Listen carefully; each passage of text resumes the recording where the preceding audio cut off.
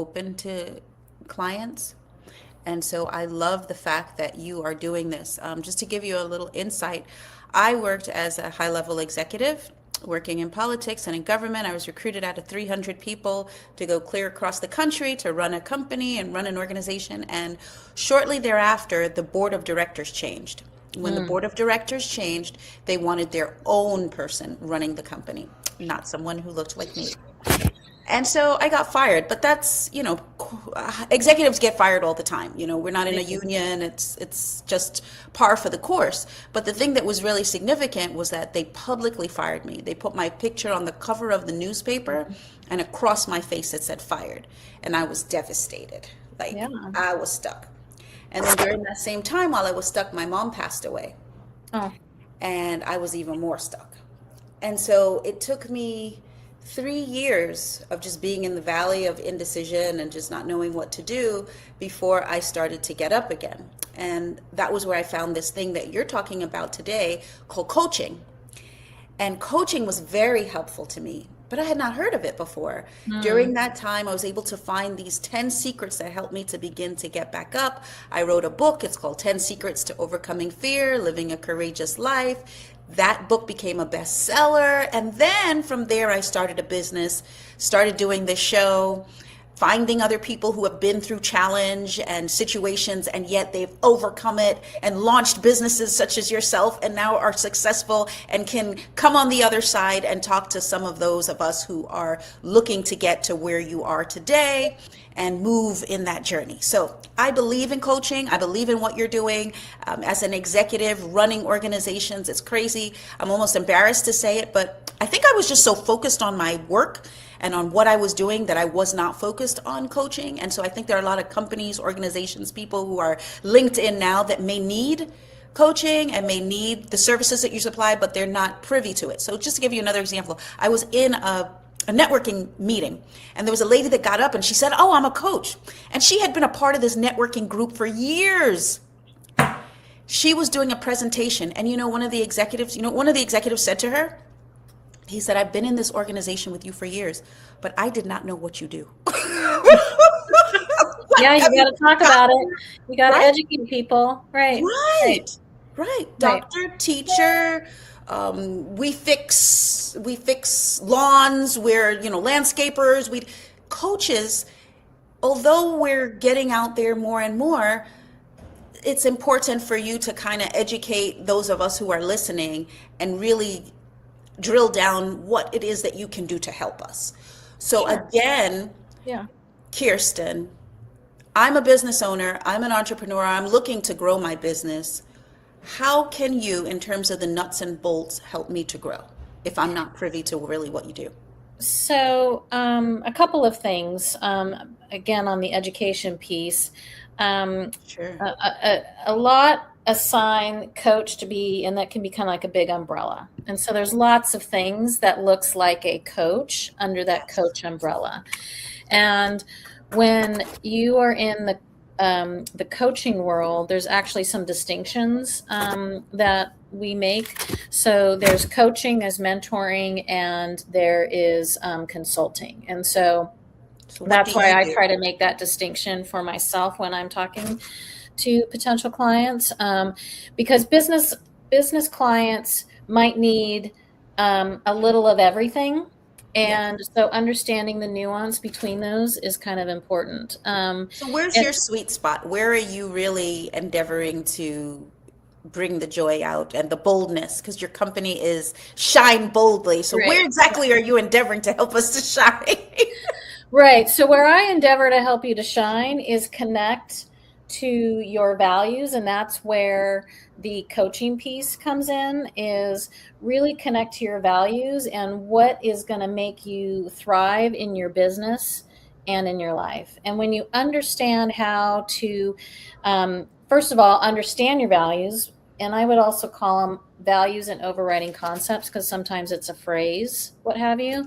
Yes. And when you can really connect to those, then you're able to what I call supercharge your decisions, which is connecting multiple of those to get to a implementation idea. And so I really like to have people really get connected to those values. Why am I doing this? What's important about this company to me, as well as what's important that experiences that I have in my life.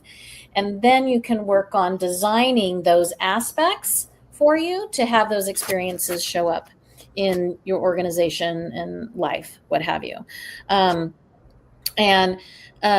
So the consulting piece comes more into working through processes and what have you. But for leadership, usually it's in the coaching realm because they're getting stuck on their mindset about how they think about their job, their team members, those kind of things. And being able to, what I call shake the tree through coaching, actual coaching, is what creates what I've seen, and I've experienced some really transformational ways of operating in the world, and how you show up for yourself, how you show up for your team, how you show up for your business, all those things. So are you primarily working with businesses? So you go into the corporation and you're like, okay, I want to work with your team. I want to work with your staff. I want to, empower them to shine boldly and to, gain greater cohesion within the team. Or are you working with individuals, individual business owners? So the person who is the CEO, the head, and then it's just going to trickle down. Or are you just working with individuals? Tell us who The leadership team, the leadership group of that organization. Mainly corporations, companies, not Companies, individuals. small business companies, those leadership team members, because that ultimately has a trickle effect, which impacts not only themselves as an individual, but the team that's actually making it all happen. Okay, beautiful. And leaders really want, let me say it a different way. Successful leaders have team members that want to follow, not have to follow. Right. So how do you inspire? Right. Because if you have a successful team, you want to train them so that they will stay. Right. You want to encourage, inspire, Right.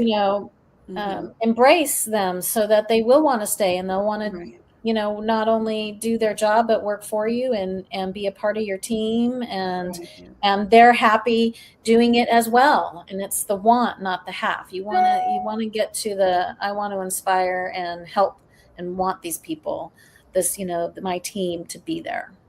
So give us some insights. So now there are people who are listening who are entrepreneurs and they're looking to grow their business. How is it that you have been able to grow and expand the work that you're doing? How are you able to find your client base? How are you able to, be able to nurture these people who are in need of your service?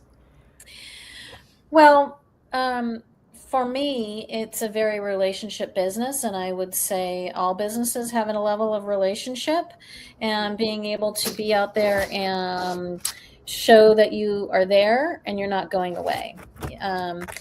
So being a part of networking groups consistently, not just for the transaction, but to show that you're there and you're willing to be a part of their resource team, whatever that particular element is, your expertise is, but being a part of the resource team. And I believe since COVID, people have been very aware of how human connection is important and valuable. Yes. And I know there's a big push on AI and what have you, and it all has its place, but it does not replace the human element, and the value that it brings to the equation. Well, I tend to be a person that agrees with you, especially as a real person and as a mom. Yes, I'm a corporate executive. I've worked in those arenas, but as a caring person, I am actually concerned about some of the direction that AI is taking our companies, where we had a lot of touch points before.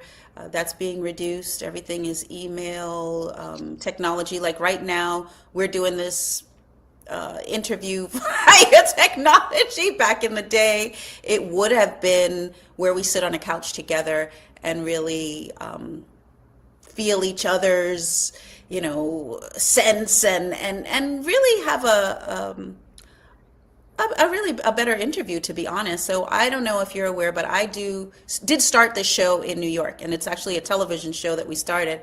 And actually, the network said to me in recent years, because we've been doing it online, because I live in California, that we don't really want to do the show like this anymore. We really want you to come to the studio and sit down and meet with people and talk with people, and it gives a better interview. And I'm like, wow. On the one hand, I don't like that because I want to be free to go wherever I want. But on the other hand, I'm like, wow, that's great, because at least it sends the message that, the studios really are concerned about having more cohesion and having people come in and sit and talk. And so I'm glad to hear you say that that's part of what you're looking to encourage in the workplace. Yeah, and having those quality conversations are really important. And not all of them are going to be hunky dory, but having these real connections and honest conversations is important. And everybody wants to go out and thrive, right? And so how do we as other humans help people do that? So that's what you do. You help other humans thrive. Yeah. And the way that they want to, not how anybody else wants them to, but how they want to. Right. And as sad as it is, because we're not happy about what happened in 2020 and all of that stuff, it actually sparked this situation where there is more of a crave and more of a desire for shine boldly, and there is more of a desire for people to want to make sure that their insides are together and right and in order, not just the outside and the exterior, and realizing that, wow, if I can get the mindset together, then it's going to impact what I do outside in a greater, bigger way. And we're actually taking time now to look at it. So the book that I've written, 10 Secrets to Overcoming Fear, one of the secrets is actually to visualize yourself in that space or that place that you truly want to be. And I think when I was in the corporate space, I may have been doing it subconsciously, but that was not the focus. I was so into my everyday activities that I was just focused on getting through and like getting those numbers and moving forward. Right. And so what do you say to people who may be where I was, just overwhelmed and just, knocking it out the park? So they look on paper very successful, but they may be mindset wise kind of feeling overwhelmed. What would you say to them? Yeah, so what I would say to them is get really connected again to your values, because they're connected to one value, which is I take care of my obligations. I'm a star performer. I take care of business, right? Those are some values that they've picked up along the way. But there are other values that are important to them. And I would say that's what they now have to get connected to. And I've seen it where it's getting out of the head and into the body, out of the head into the heart, and really trying to make those connections. Because then even you can still perform and do what you were doing, but it has a totally different lens on it once you've done that work, because you do what I call supercharging your decisions, which is you can then do those things, but then you are making sure you're hitting multiple boxes that are important to you to do that. I just want to say thank you to Child Bear, who is on and sharing hearts in the sense that they're appreciating what you're saying. And I want to thank Melissa as well, who's also sending you hearts. She's agreeing with what you're saying. And continue to go ahead and Richard, thank you for joining, Richard, and for sharing those hearts as well. And for all of the others of you, Shelly, who are a part, wonderful, thank you. And keep sending hearts, because that lets us know that you're actually engaged. Right. So, yeah, so I just think, being connected to yourself doesn't mean it has to be a hard pivot and do something else. And so I think sometimes people think, oh, I have to rip off a Band-Aid. You don't have to rip off a Band-Aid like I did. But being connected to yourself is what then helps you experience the world differently. So give us an example of a tool or an exercise that you give people to do that helps us to be more connected and to be more bright in our shining. So to expand on your comment about the visualization that you mentioned, that you stated in your book, when you do something like that, I do think that's a great tool. Put yourself in a space where you're not going to be interrupted, and take yourself mentally to a place that you love. And it can be real or imaginary. It doesn't matter. It's all up to you. You have choice. So when you do that, start recognizing what it is about that visual that is appealing to you. Who's around you? What colors do you like? What colors do you feel? What does the scenery look like? When you start putting those pieces together, you're just kind of observing. And then after you're done with that, this doesn't have to be a long exercise. This can be, a 2-minute exercise. Yes. But when you're done, write it down.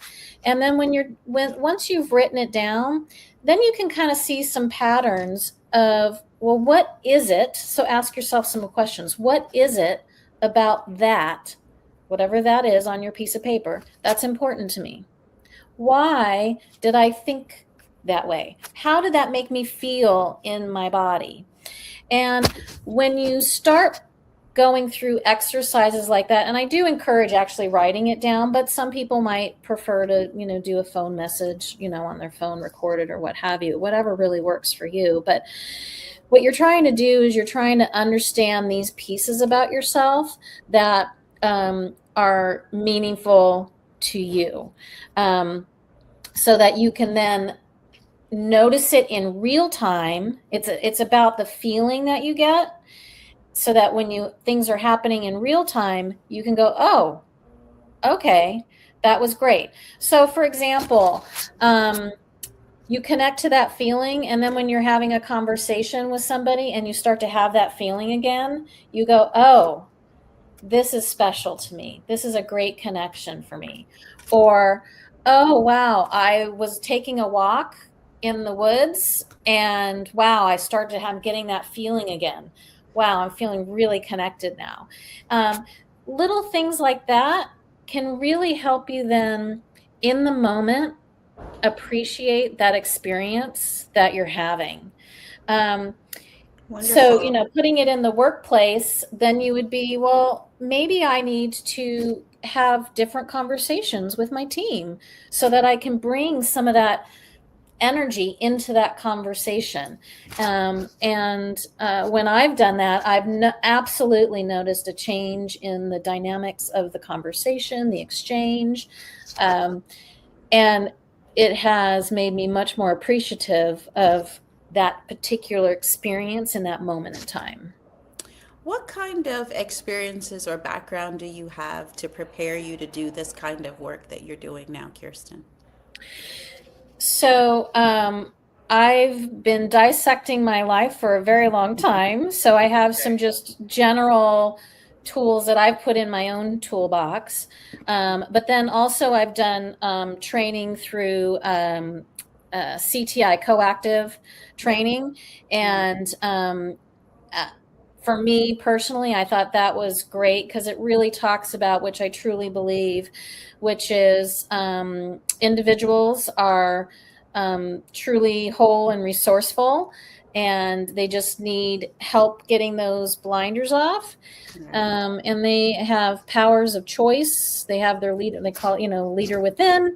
And they have these tools to be able to help people see that they really do have a lot more power internally than sometimes we remember. Wonderful, wonderful. And what's your story? What's your story of how you came to this? So for me, COVID was a big transition point for a lot of people, and what I was doing was I couldn't really, we still had pods. I didn't really stay home, is my point. I still went to work, what have you. We created systems that were safe Excellent. and appropriate and what have you, but we had to really work through managing, a lot of fear. It was a fearful time for people. Mhm. And it was then that through those conversations that the Shine Boldly had popped out. And that really resonated for myself and for others. And over time, that really kind of became my internal branding, so to speak. Right. And as time went by and I kept asking team members to shine boldly, I started asking myself, I know I'm shining boldly externally, but am I shining boldly internally? Mm. And when I was like, I'm not sure I'm really shining boldly internally, I started to dissect why I thought that. And Mm. as I started to dissect myself, that's when I realized that out of all the work that I did, the coaching elements and professional development, that coaching realm was really what sparked me. And that's when I said, well, the organization I was with, they didn't hire me to do that full time. They hired me to do other aspects. And for me to do what I wanted to do, this sparks me, then I needed to leave and to do it full time. I need to do it on my own. And so that's when I decided to rip off the Band-Aid and move forward with doing what I love full time. Oh, wonderful. And so now when you're engaging in a community, you have a team, you're working in with the team, how long is your process? Is it like you come in and you work for, 90 minutes and you talk to us, or is it a longevous process where like you come and go for months on end? What's the process like? Well, I would say that I'm a little more nuanced. So, depending upon what the needs of the individual or the organization really is, so I work with them to identify what are their primary issues that they're trying to resolve, and then we Yes. craft a plan around it. So it can be a short-term assignment, it can be a longer-term assignment. It really just depends on. I don't like pushing stuff onto people. What I like is I'm a co-creator with them, and I want to be able to work with them on what they first feel is really important to them, and then we go from there. But it's usually it's highly crafted based on what their needs are and wants are.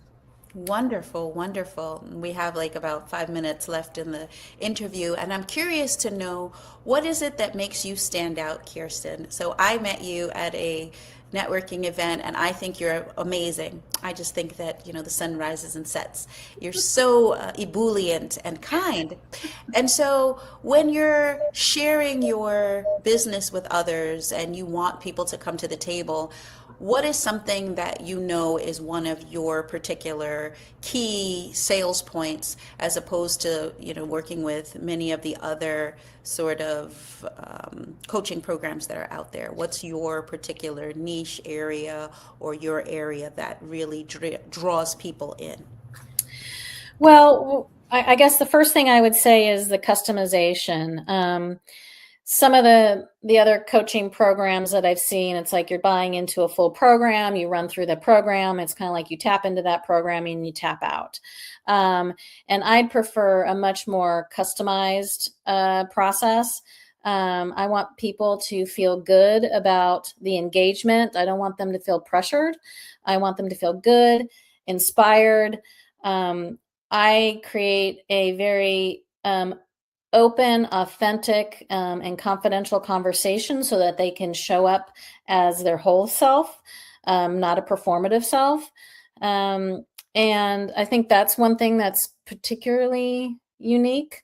And because I truly want them to shine, their company to shine, the individual to shine. So it's really very customized, and that is not typical. It's usually a program that you got to tap in, you go through the whole program, and then you're done. And I would rather have it be much more flexible and fluid, meeting the needs of where they are at that point in time. That's beautiful, beautiful. So you having worked in this industry now for a couple of months and really getting your feet wet in terms of what the industry needs are and the value that you bring to the table.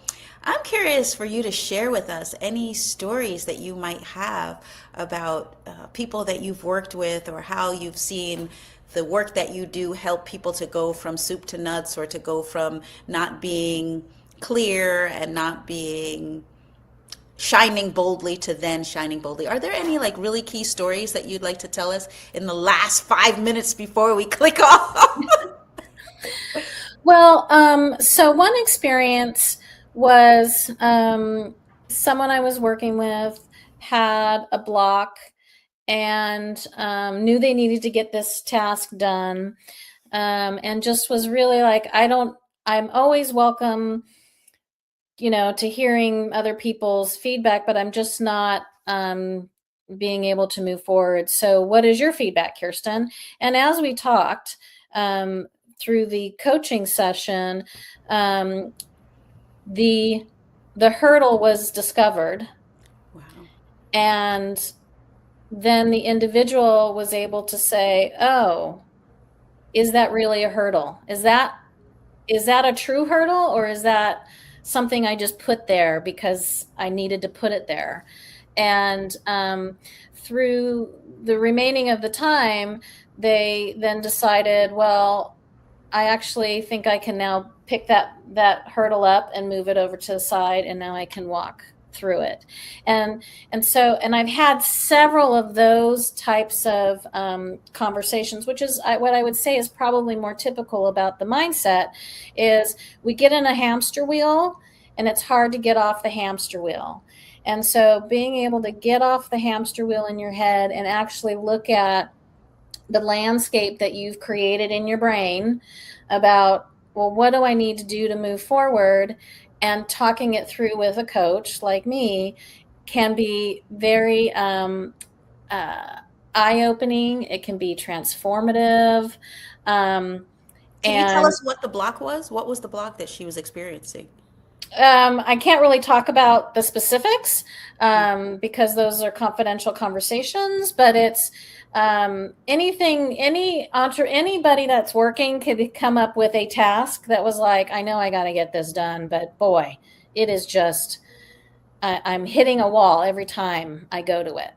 And then being able to realize, wow, is that really a wall? Wow. Can I move that? Or can I jump that? Or can I go around it? And it is really interesting to watch when a person is processing that actually they don't have just these options available. They have all of these options available. And a coach can actually help them take those blinders off and go, wow, look at all these opportunities for choice. Okay, so for those of us listening who are sitting that may be entrepreneurs or may be parents or have some challenge or difficulty, what's something that you can give us as an example? Maybe something that you said to her that helped to unlock the blockage or help to move her forward? What's something that you could tell us now that we're sitting here listening to you? This is something you could do now in order to open that door, or turn the corner and be more clear about how to get unblocked. I'm trying to think of a personal experience to try to Or help just your with it. process. Like, what is it that you would normally, say to people is in the process? So the process can vary, but so a couple of questions you can self-reflect on is, well, what's really important about getting X done? And what are values that are showing up for me when I get X done? How am I supporting a long-term effort, goal, what have you, when I get X done? Those are some things that you can do to kind of, shake that tree Beautiful. to get beyond the issue. Beautiful, beautiful. Thank you so much, Kirsten. I love the fact that you gave us a little bit of insight as to what it is that we can find when we come and we work with you, when we reach out with you. I remember talking with someone who's very knowledgeable about me. My daughter. Very knowledgeable about me. They just sit, kids just sit and they just watch you for years and years. So I was talking to her about a block, a challenge that I was having with a particular client and not reaching out in the way that I should. And you know what she said to me? She was so insightful. She said, and this is really key. I'm sharing this because it talks about beliefs. It's an example of beliefs and what you hold important and dear. And if you truly hold something important and dear to you, you're more likely to engage than if you don't. And you may think you do, but do you really? So she said, oh, you keep forgetting that appointment and not moving forward, Mommy. Oh, please, you're not forgetting. If that was Michelle Obama that you had an appointment with, you would not forget. You wouldn't need to write it down. You would not need to. Exactly. What? Right, exactly. That's exactly what I'm talking about. You don't need to write it down. You don't need to, do all of these psychological machinations. It's just a matter of something that would be near and dear to your values. So how is it that this thing that you're engaging to do is not in alignment with what you truly value? And I think that's really what you're showing us, even in these few minutes, that if we can truly connect, as you shared in the beginning, to ourselves and what we truly want and where we truly want to go, then ultimately we can just really shine and really win at this game of life.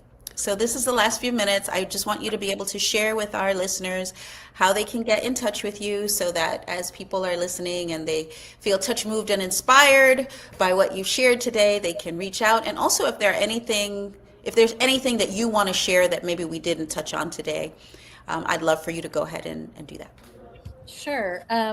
So you can reach me at Kirsten, KIRSTEN, at shine-boldly.com. And reach out to me there, send me an email, and I will more than happy to respond and connect with you directly. And I would just say, I think the more that we can do reflection to look at, sorry, I'm not sure. Just do that self-reflection so that we can look at ourselves. It really helps you understand yourself and do what I call supercharging your decisions. You can create win-win-wins. Win-win, Stephen Covey. Win-win. I had a third. Thank you so much, Kirsten. It's a pleasure joining you today. I'm going to invite you to come back on. Will you come back on again and do a live show with us? Sure, I would love to do that. Wonderful. Thank you so much. And thank you for our listeners for engaging and listening to the show today. And go to AskArleneShow.com to watch many other shows and engage with us in future. Thank you so much. Have a great week. Bye-bye. Thank you. Bye-bye.